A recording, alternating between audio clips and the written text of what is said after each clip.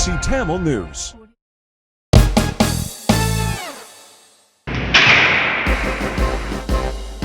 TBC News Highlights.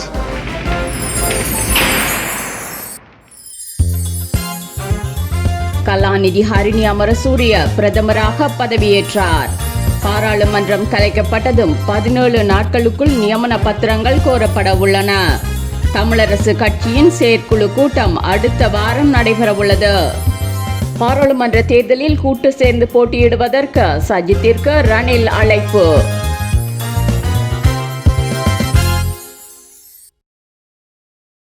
வணக்கம். நீங்கள் இணைந்திருப்பது டிபிசியின் மாலை நேர பிரதான செய்திகளுடன். விளம்பர இடைவேளையின் பின்னர் செய்திகள் தொடரும். 28 வருடங்களுக்கு மேலாக பிரித்தானியாவில் இருந்து ஒலிக்கும் ஒரே ஒரு முதன்மை செய்தி ஸ்தாபனம் டிபிசி. செயற்கை நுண்ணறிவு தொழில்நுட்பத்தின் ஊடாக செய்திகளை வழங்கும் ஒரே ஸ்தாபனம் டிபிசி. சிறந்த செய்தி ஆசிரியர்களை கொண்ட ஒரே ஒரு செய்தி ஸ்தாபனம் டிபிசி. காணத் தவறாதீர்கள் டிபிசியின் செய்திகளை.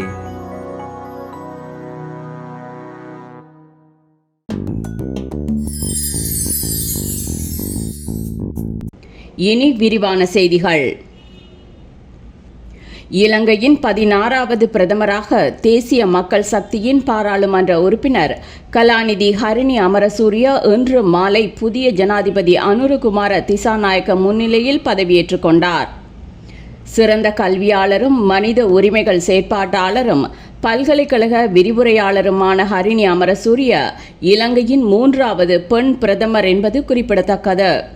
கல்வித்துறைக்கும் சமூக நீதிக்கும் பெரும் பங்களிப்பை செய்திருக்கும் ஹரிணி பிரதமராக நியமிக்கப்பட்டமை இலங்கை அரசியலில் குறிப்பிடத்தக்க ஒரு மைல்கல்லாகும்.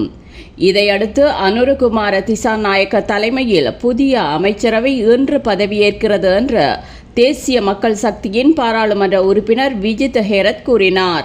திசாநாயக்க ஜனாதிபதியாக பதவியேற்றதால் பாராளுமன்றத்தில் ஏற்பட்ட வெற்றிடத்திற்கு உறுப்பினராக நியமிக்கப்பட்ட லக்ஷ்மண் நிபுணராட்சி ஜனாதிபதி முன்னிலையில் பதவி பிரமாணம் செய்து கொண்டார்.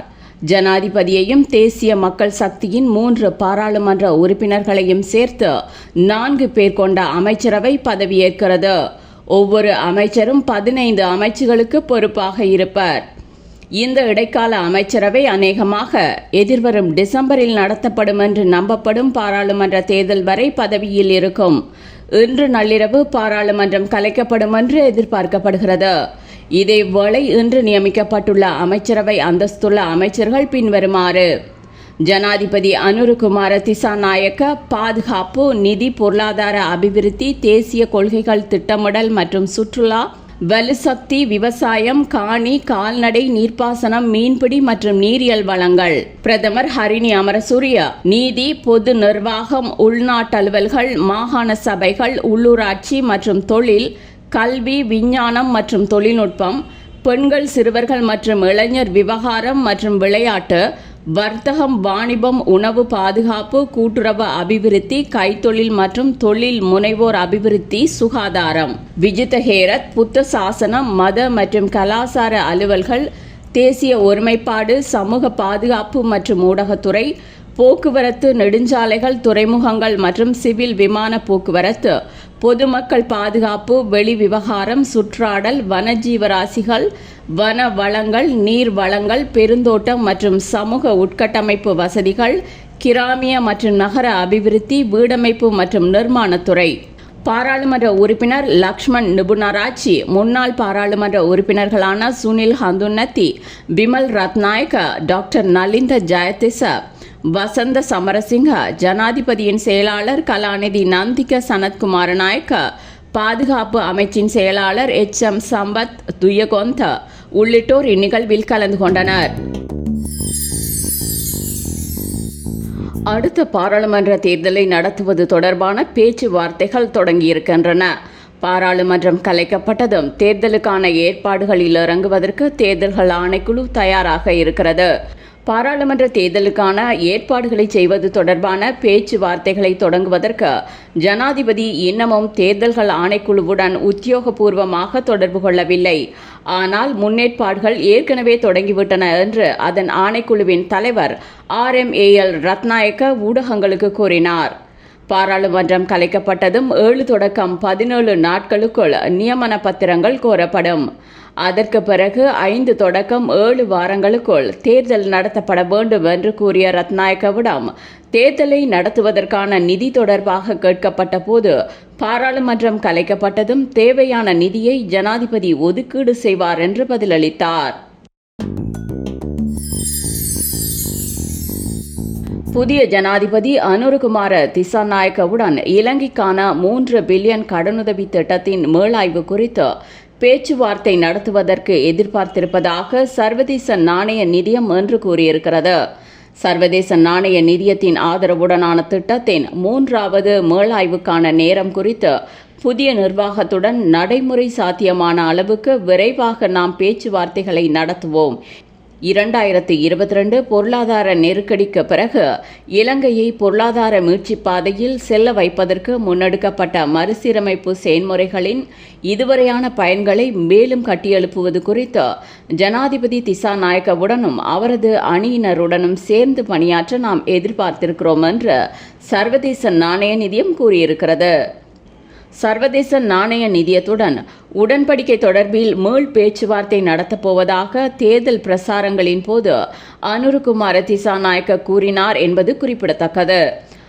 அதேவேளை திசாநாயக்கவிற்கு வாழ்த்து தெரிவித்திருக்கும் ஐரோப்பிய ஒன்றியம் இலங்கையின் பொருளாதார மீட்சிக்கான பயணத்திற்கான ஆதரவை தொடர்வதற்கும் அவருடன் சேர்ந்து பணியாற்றுவதற்கும் எதிர்பார்த்திருப்பதாக கூறியிருக்கிறது.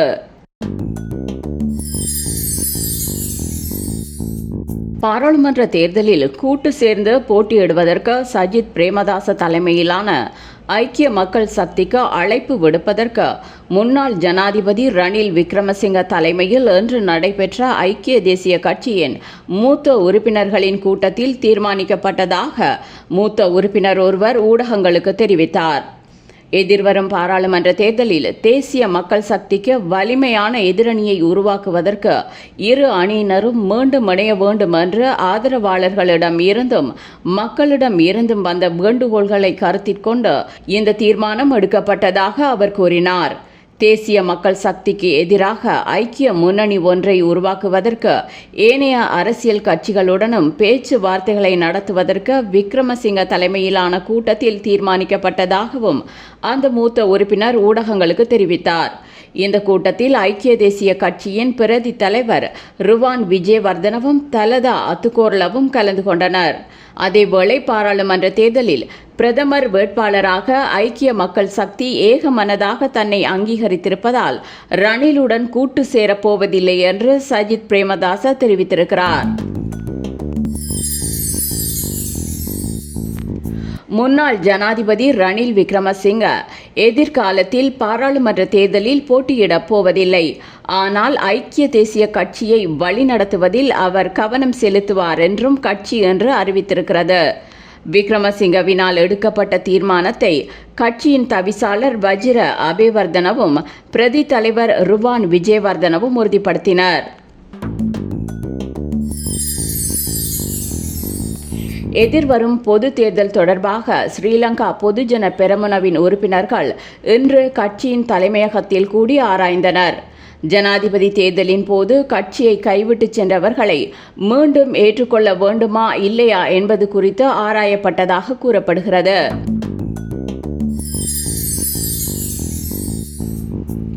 இலங்கை கத்தோலிக்க சமூகத்தின் தலைவரான கொழும்பு அதிமேற்றிராணியார் கர்தினால் மல்கம் ரஞ்சித் ஆண்டகையை புதிய ஜனாதிபதி திசாநாயக்கா நேற்றைய தினம் சந்தித்து புதிய விசாரணை ஒன்றின் மூலமாக ஈஸ்டர் ஞாயிறு குண்டு தாக்குதல் தொடர்பான உண்மையை கண்டறிய தன்னாலான சகல முயற்சிகளை எடுப்பதாக உறுதியளித்தார்.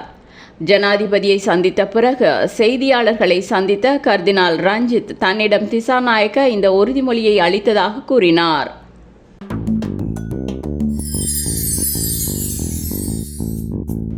முன்னாள் ஜனாதிபதி கோட்டாபய ராஜபக்ச பூட்டான் தலைநகர் திம்பு வழியாக நேற்றைய தினம் நேபாள தலைநகர் காத்மாண்டை சென்றடைந்தார்.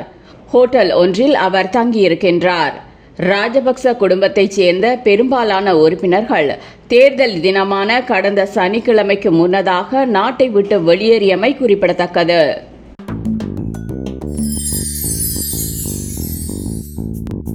இலங்கை தமிழரசு கட்சியின் மத்திய செயற்குழு கூட்டம் அடுத்த வாரம் நடைபெறும் என தகவல்கள் தெரிவிக்கின்றன.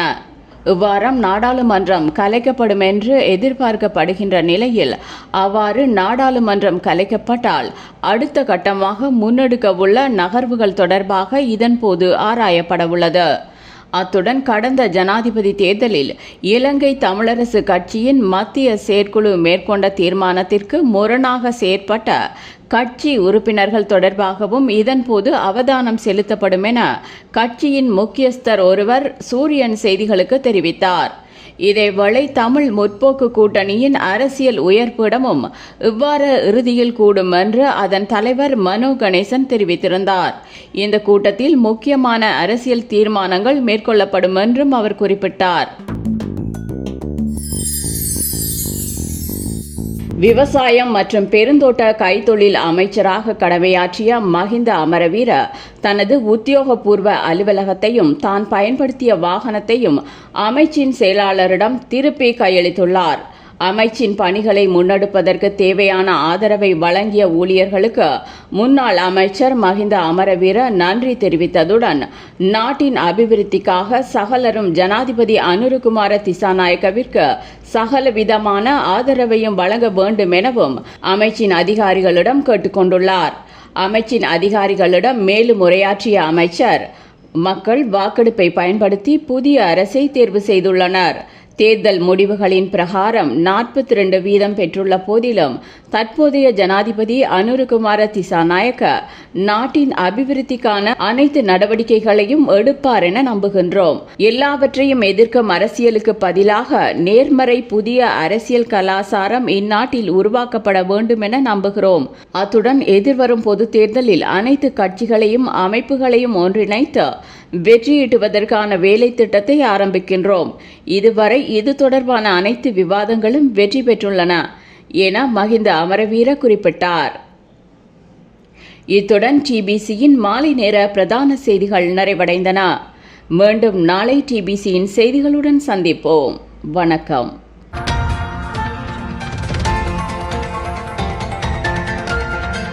TBC Tamil News.